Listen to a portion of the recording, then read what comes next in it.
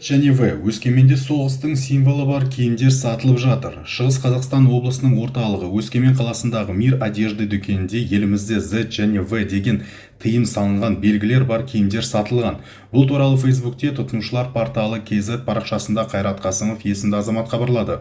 Ол Алматыда халық автокөліктерге жапсырылған Z және В белгілерімен күресіп жатса, Өскеменде тып-тыныш жерде дүкеннің иесі тыйым салынған белгілері бар футболкаларды саудалап жатқанын айтады.